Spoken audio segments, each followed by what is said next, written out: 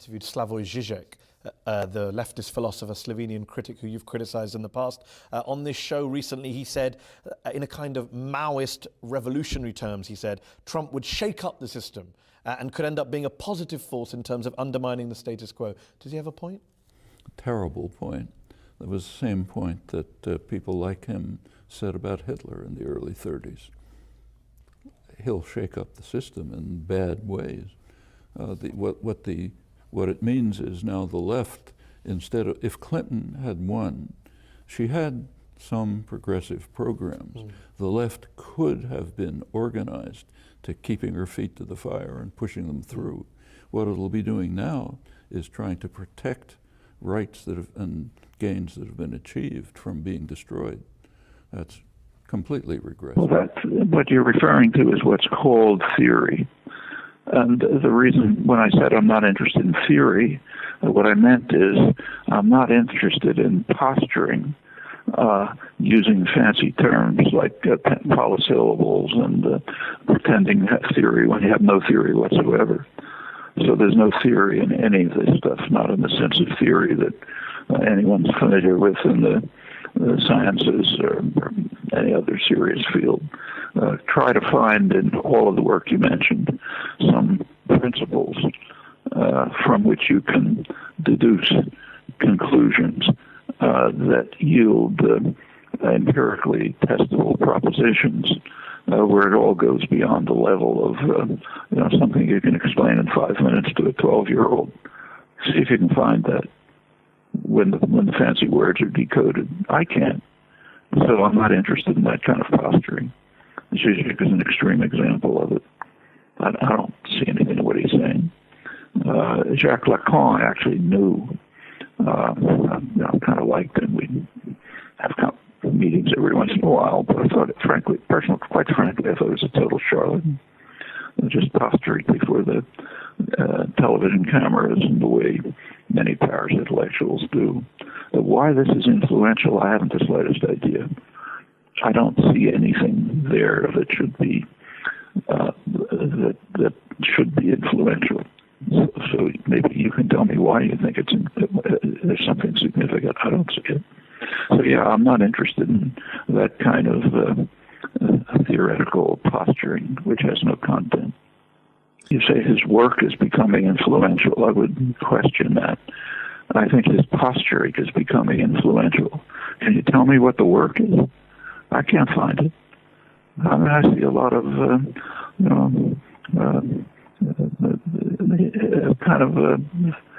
he's good. He's a good actor. He makes things sound exciting. But can you find any content? I can't. So I would have no interest in having a conversation with him, and I suppose the converse is true as well, I imagine. But a discussion with Angela Davis is fine. She's an interesting person. Thinks about things, has important things to say, has done interesting things. Remember, I'm coming from an area which is close to Balkan. So if you want to start exchanging insults, I can be extremely brutal. I always win. It made me sad, not of the reasons that you think. I even replied briefly, I will, now the guy wrote another short text claiming that I'm even more a charlatan and so on, you know. Okay, now it's difficult to answer generally because there are detailed quotes and so on, yeah. Quotes and so on and so on. What made me sad, because as a good old Stalinist, and I mean this ironically, we live in such stupid times that you always have to emphasize that I mean it ironically, I have spies in their circle, so I know who is behind it. It's the boss of that current affairs journal, Nathan Robinson, okay. And behind him is Chomsky. It's Chomsky's revenge. Oh, okay. Yeah, so it's very sad. It's interesting. It's a leftist, as it were, revenge against me. But you know what really did hurt me a little bit? That reproach which I all the time get on I am secretly a racist, and so on and so on. You know what's the first thing that fascinates me here? I'm often criticized as Islamophobic, racist, and so on. But it's very interesting, never or almost never from Muslims themselves. My books are pirated, they're popular. I visited West Bank. It was wonderful there. They accepted my distances towards the predominant form of Islam, and so on and so on. I consider this, my enemy here is this West European liberal guilt feeling, we Europeans are the worst responsible for everything, and so on and so on. Are they aware that political correctness is something exclusively Western? I cannot imagine a more Western cultural phenomenon than political correctness. As to that part, no, okay, let me, where the guy appears to be relatively convincing. He quotes me and then claims that I in a totally unjustified way, attribute to Muslim youth pedophilia. It's total lie. Precisely, read my text. This is in which book of mine? I think Trouble in Paradise. No, it's Against the Double Blackmail. Precisely not to appear Islamophobic, I draw a parallel, and this is what fascinates me in all countries today. I draw a parallel between, and the left doesn't want to talk about it here, but I think we should. You remember 3-4 years ago the Rotterdam scandal, where Pakistani youth gangs were raping white girls, but my point is not white girls in the racist sense. They selected them very well, poor white girls, to be sure.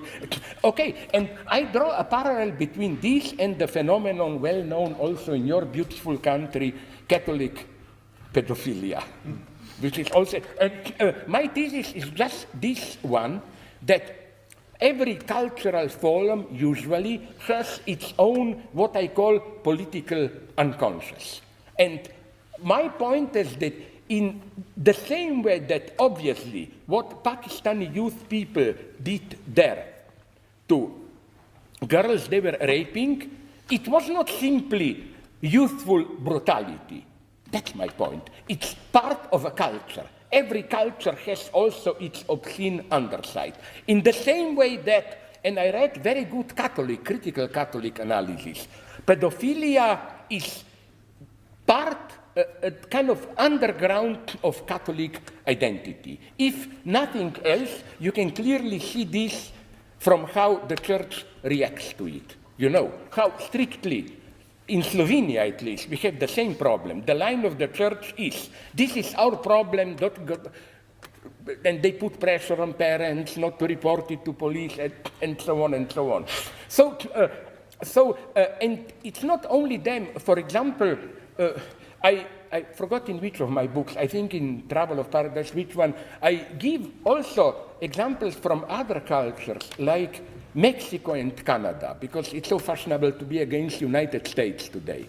But I read a good analysis, Mexican friends sent them to me, about this. Mexico and South Africa are emerging as the new capitals of rape. You know? And you know that in Mexico City the situation is so horrible that they introduced separate cars for men and women because rapes were so regular in the subway of Mexico City. And cars for women are protected by police, which means rapes go on and so on. And the obscenity is incredible. The only victim, some parents, girls, tried to prosecute rapists because everybody knows who they are. You know what the police did? Not only they did nothing, but they published the name and address and photo of this girl, and she is now threatened and so on. Canada, similar. I have some contacts in Vancouver and know there how they are dealing with, there is a whole subculture, and this is my point. It's not just wild subconscious explosion, it's a culture. culture of kidnapping and raping local indigenous Inuit or Native American, whatever you call them, girls there. And this is what we should be attentive to. These brutal rapes and so on, like in, which is the city south of El Paso, the big Mexican city on the border, they also have a big culture of gang rapes. It's totally ritualized. It's not wild explosion. A group of 30, 40 boys kidnap a poor girl who works in a factory, which renders her independent. That annoys the man. And I will not go into detail how cutting her breasts with a nightmare. But you know what's my point here? It's not, oh my God, crazy, irrational. It's part of a culture.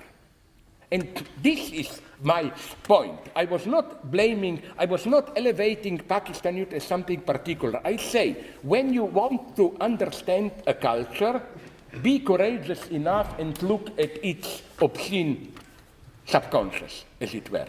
In the same way, that's my ultra-classical model. As, for example, in American South, in the golden era of Ku Klux Klan, you know, we are all Christians, blah, blah, blah, but it was part of their culture, that white culture, of course, that during the weekend, let's kidnap some black boys, let's lynch them, let's, and so on and so on. This is my big obsession, this dark, obscene underground of a culture. And within this context, let's look, I remember when he defended this demonization of Khmer Rouge. And he wrote a couple of texts claiming, no, this is Western propaganda, Khmer Rouge are not as horrible as that. And when later he was compelled to admit that Khmer Rouge were not the nicest guys in this universe and so on, his defense was quite shocking for me. It was that, no, with the data that we had at that point, I was right. At that point, we didn't yet know enough, so, you know, but I totally reject this line of reasoning. For example, concerning Stalinism, the point is not that you have to know, you have to photo evidence of Gulag or whatever. My God, you just have to listen to the public discourse of Stalinism, of Khmer Rouge, to get it, that something terrifyingly pathological is going on there. For example, Khmer Rouge, even if we have no data about their prisons and so on, isn't it, in a perverse way, almost fascinating to have a regime which, in the first 2 years, 75 to 77, behaved towards itself, treated itself as illegal. You know, the regime was nameless. It was called Angka, organization, not Communist Party of Korea, organization. Leaders were nameless. If you asked, who is my leader, your head was chopped off immediately with, and so on. So, you know what I mean? Like, he's, okay, next point about Chomsky. You know, the consequence of this attitude of his, empirical and so on, and that's my basic difference with him. And precisely Colin Robinson and some other people talking with him recently confirmed this to me. His idea is, today, the cynicism of those in power is so open that we don't need any critique of ideology where you read symptomatically between the lines. Everything is cynically, openly admitted. We just have to bring out the facts to the people, like this and this companies profited in Iraq and so on and so on. Here I violently disagree. First, more than ever today, our daily life is ideology.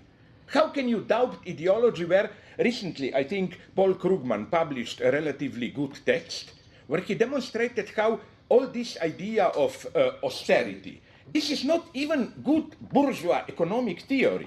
This is a kind of a primordial, common sense, magical thinking when you confront a crisis. Oh, we must have done something wrong, we spent too much, so let's economize, and so on and so on. And my second point, cynicists are those who are most prone to fall into illusions. Cynicists are not people who see things the way they really are and so on. Think about 2008 and ongoing financial crisis. It was not cooked up by some crazy welfare state social democrats who were spending too much. The crisis exploded because of activity of those utter cynicists who precisely thought, screw human rights, screw dignity, all that matters, and so on and so on. So, so it's this problem of is telling the facts enough? I claim emphatically more than ever no today. As to popularity, I get a little bit annoyed with this idea that we with our cheap sophisms are really hegemonic in humanities. Are people crazy? I mean, we are always marginal. You know what is for me real academic hegemony?